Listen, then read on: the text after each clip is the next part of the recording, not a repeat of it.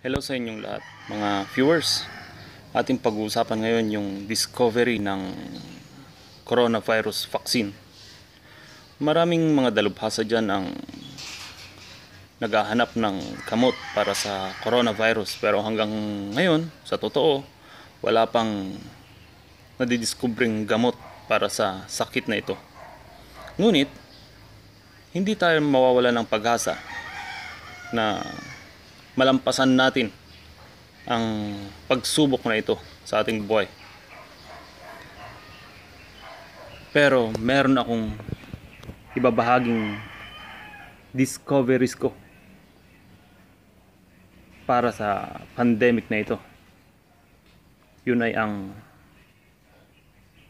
na-discover kong gamot.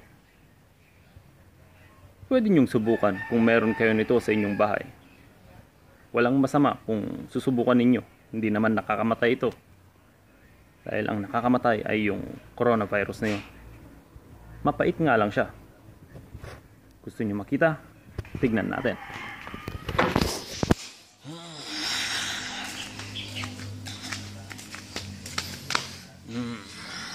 Nakikita nyo pa itong halaman na ito? Ito ay tinatawag naming serpentina. Ang gagawin nyo dito, kumuha kayo ng dahon niya at papakuluan. Iinumin yung pinagpakuluan na tubig. Pero ako, ang ginagawa ko, kumukuha ako ng dahon niya at hindi ko na pinapakuluan. Dahil nga, tinatamad ako.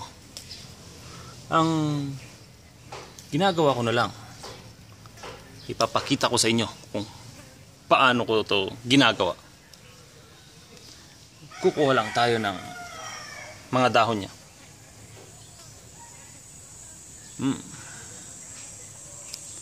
Meron pang isang serpentina na tumubo doon. Dito. Ito. Oh. Kumuha tayo ng kanyang dahon niya.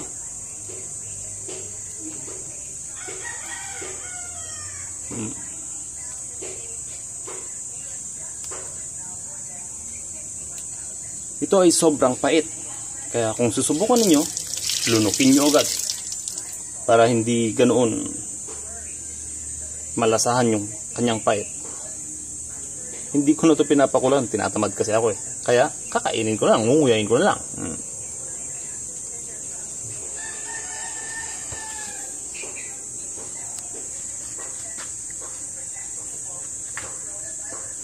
Kung durog-durog na siya, dahil sobrang pait,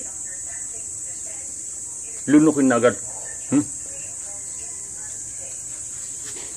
Yan ang aking nadiskubre para sa gamot ng COVID-19. Subukan nyo kung meron kayo sa bahay nyo. Wala namang masama kung subukan, di ba? Sige, bye-bye na. Hanggang dito na lang. Bye-bye.